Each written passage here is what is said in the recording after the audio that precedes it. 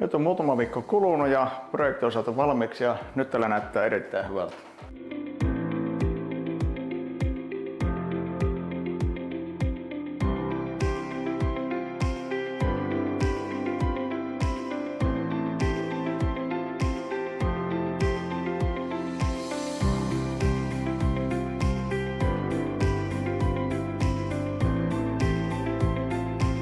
Kylpyhuoneesta tuli todella hieno.